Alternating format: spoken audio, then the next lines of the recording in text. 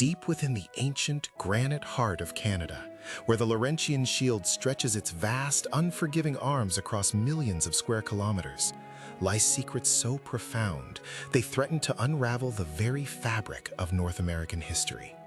This isn't merely a landscape, it's a geological titan, carved by glaciers, cloaked in boreal forest, and steeped in a silence that has, for millennia, guarded its truths with an almost malevolent efficiency. For centuries, explorers and cartographers gazed upon its rugged expanse, charting rivers and mountains, but always, they saw an empty canvas, a wilderness untamed, waiting for the arrival of European civilization. Yet, what if that perception was a carefully constructed illusion? What if, hidden beneath centuries of moss and forgotten lore, was a civilization so advanced, so monumental, that its very existence was systematically erased from our collective memory? Our journey begins not with grand pronouncements, but with a whisper, a faint echo from the early 17th century, buried in the forgotten archives of a French monastery. A journal penned by a Jesuit cartographer named Brother Antoine Dubois, who accompanied Samuel de Champlain on his earliest forays into the Canadian interior. Dubois was known for his meticulous detail, his almost obsessive accuracy in sketching the flora, fauna, and Indigenous settlements he encountered. Wait, Brother Antoine Dubois? I'm familiar with his published works. His maps are foundational to our understanding of early French exploration, but I've never come across any mention of a lost civilization in his writings. He was a man of logic, a scientist of his time, not prone to flights of fancy. Indeed he was, which makes the entries we discovered all the more perplexing. Tucked away in a private journal, one never intended for public consumption, Dubois describes an encounter deep in the territory of what he called the people of the standing stones. Not a single village, mind you, but a network of interconnected structures built from massive, precisely cut stone blocks. He writes of walls that touched the sky and paths so straight they defied nature itself, all deep within the Laurentian wilderness, far beyond any known Indigenous settlement of the era. Let me get this straight. You're suggesting a 17th century Jesuit priest, known for his accuracy, documented what sounds like an ancient megalithic city in the middle of the Canadian Shield? But how could something of that scale remain hidden? And why would it be so completely omitted from all official records, from Champlain's own accounts to every subsequent historical text? Those are precisely the questions that haunted me, and for decades, Dubois' private journal was dismissed as the ramblings of a man succumbing to the harsh realities of the frontier: sickness, isolation, perhaps even a touch of delirium. Yet his descriptions were too vivid, too consistent. He spoke of structures aligned with the rising sun and a great central edifice that hummed with an unseen energy. He even sketched crude diagrams showing geometric patterns that bore no resemblance to known Indigenous architecture. But without physical evidence, these are just fantastical claims. We have no archaeological record of anything remotely similar in that region, especially not from a pre-contact era that suggests such complex engineering. The Indigenous peoples of the Shield were primarily nomadic or semi-nomadic, their structures made of wood, bark, and hides.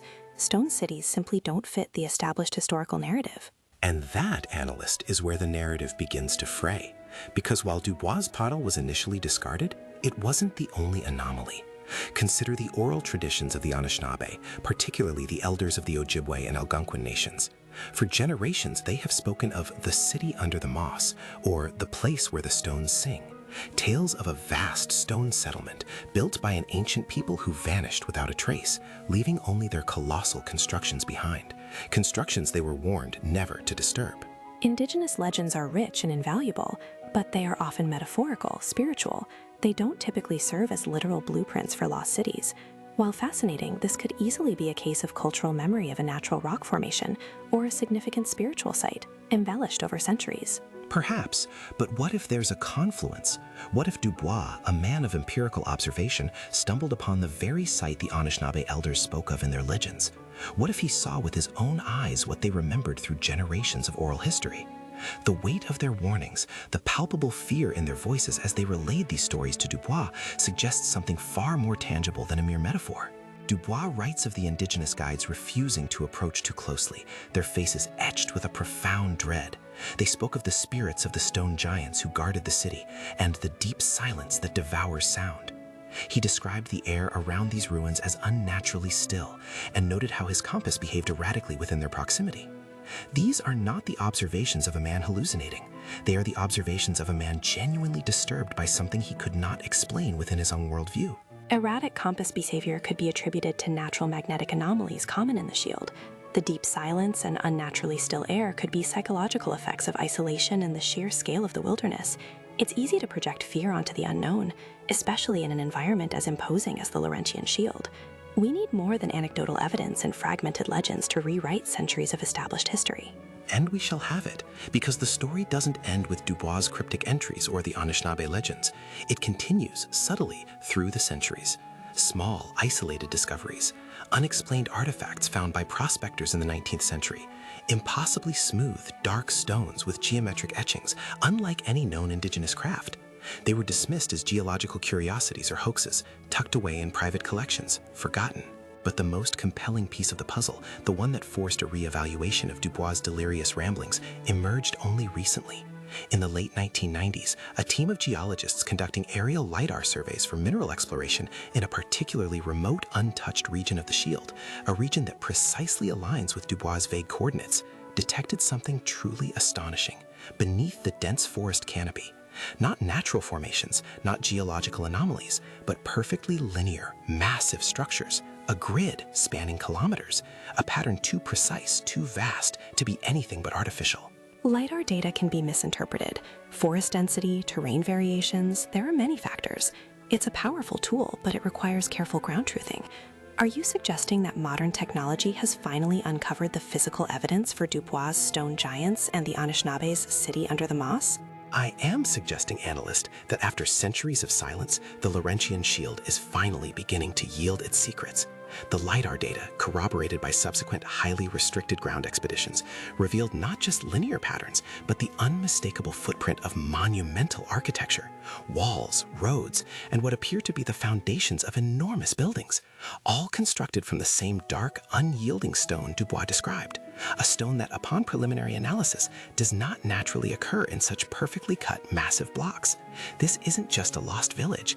It's the ghost of a civilization whispering from beneath the earth, challenging every assumption we hold about the history of this continent. Deep within the ancient, unforgiving embrace of the Canadian Shield, where granite claws at the sky and boreal forests stretch into an endless green sea, lies a secret whispered by the wind itself. A vast, rugged landscape carved by glaciers and time, seemingly untouched by the grand narratives of human civilization.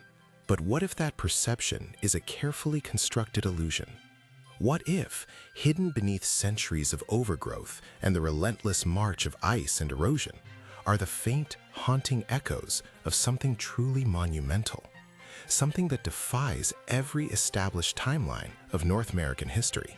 Our journey begins not with grand archaeological digs, but with forgotten fragments, scrawled notes in brittle journals, anomalies on worn maps, and the unsettling accounts of those few souls brave or foolhardy enough to venture into the Shield's deepest, most isolated pockets in the 17th and 18th centuries. Wait, are you suggesting that early European explorers or fur traders stumbled upon evidence of an advanced civilization in the Canadian wilderness? That seems highly improbable. Their focus was survival, trade, and mapping known routes, not archaeological surveys. Indeed, and their accounts, often dismissed as fever dreams or the exaggerations of men pushed to their limits, carry a consistent thread. Not of a bustling city, no, but of something far more insidious.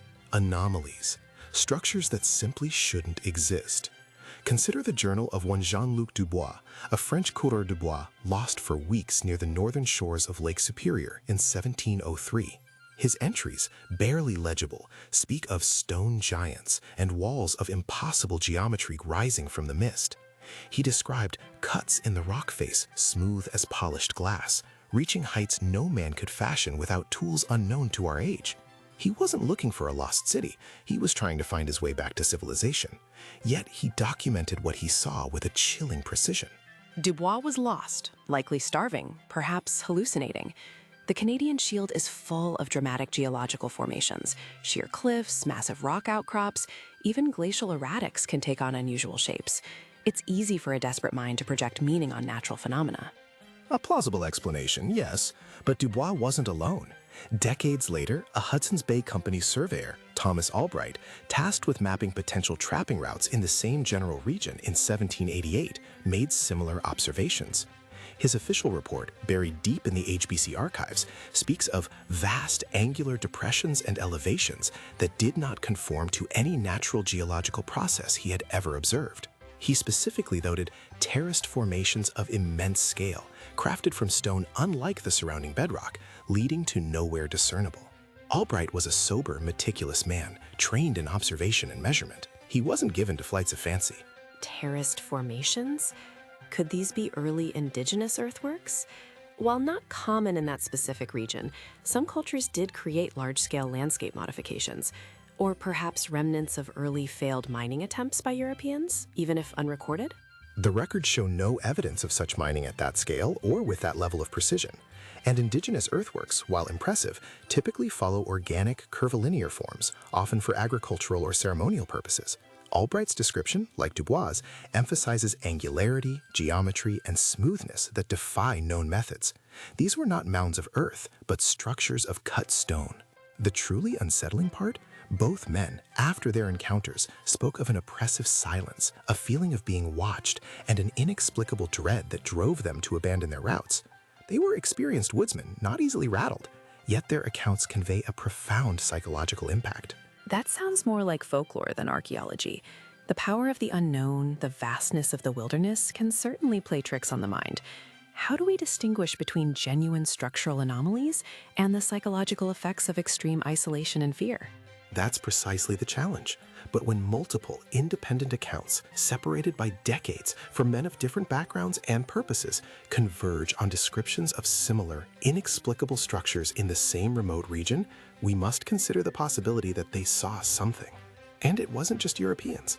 Local indigenous legends, particularly from the Anishinaabe peoples of the region, speak of the stone people or the builders below. Tales passed down through generations describe immense, silent structures that were always there but never seen, that rose from the earth and vanished into the mist. These aren't just creation myths, they often carry geographical markers, hinting at specific locations. Legends are powerful cultural narratives, often explaining natural phenomena or imparting moral lessons. They rarely serve as accurate blueprints for archaeological sites, especially for structures of an advanced civilization. It's a leap to connect stone people to sophisticated masonry. But what if the legends are a faded memory of a physical reality? What if the vanishing into the mist isn't just poetic license, but a description of how these sites are reclaimed by the relentless Canadian wilderness?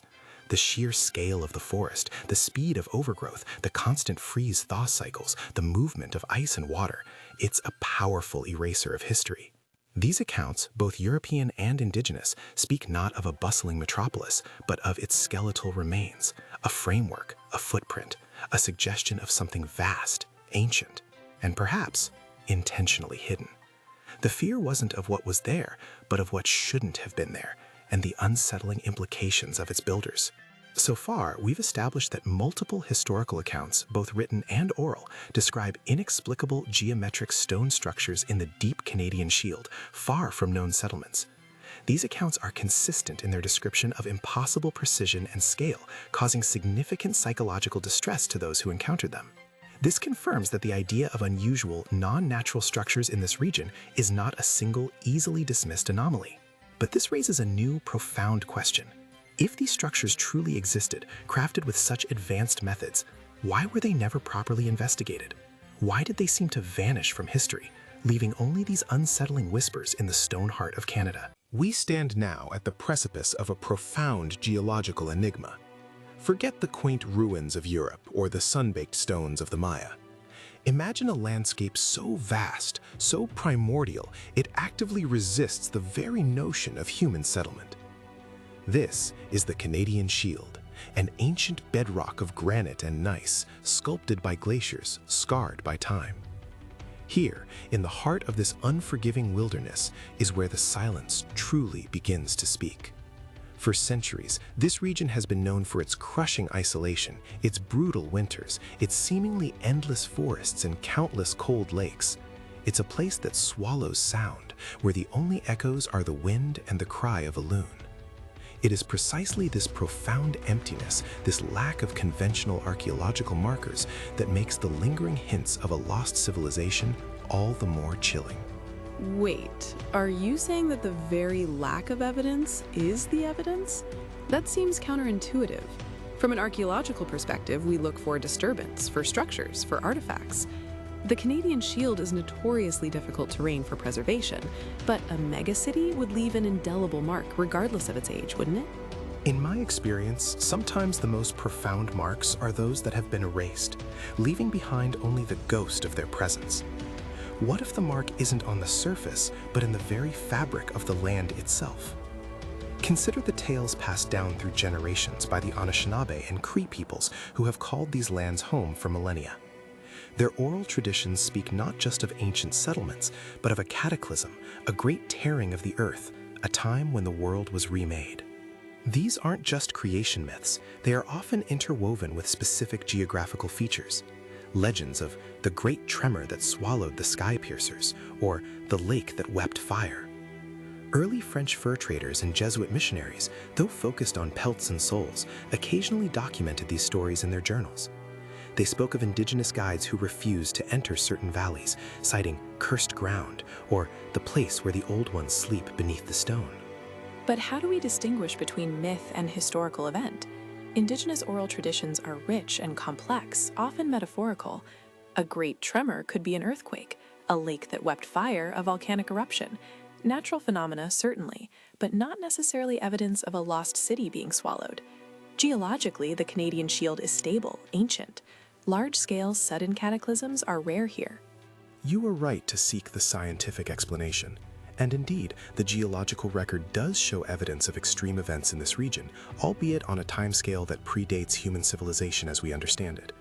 But what if the scale of the event was so immense, so utterly devastating, that it created a localized anomaly?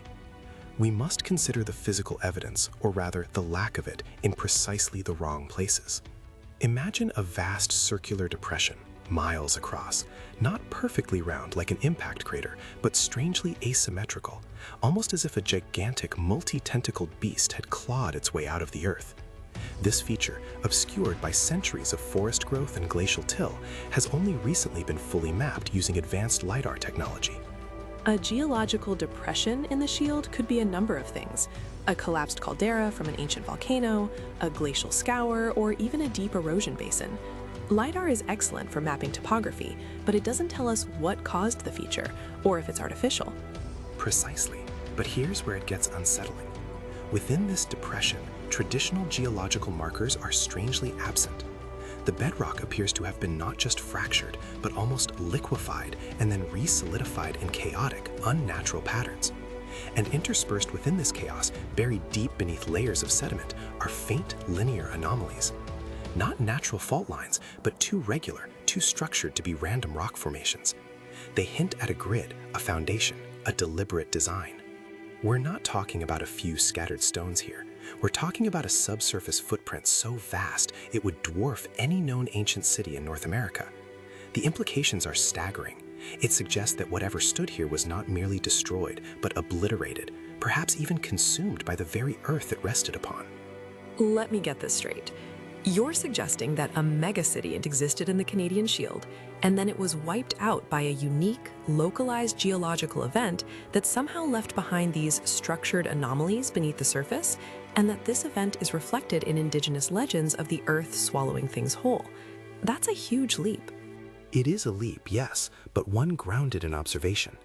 The records show an unnerving consistency in the Indigenous narratives surrounding this specific geographical anomaly. Not just one tribe, but several, with distinct languages and territories, share strikingly similar accounts of a great falling, or the Earth's maw, in this very region. Consider the emotional hooks within these legends, the fear of lingering spirits, the taboo against venturing too deep into the cursed lands.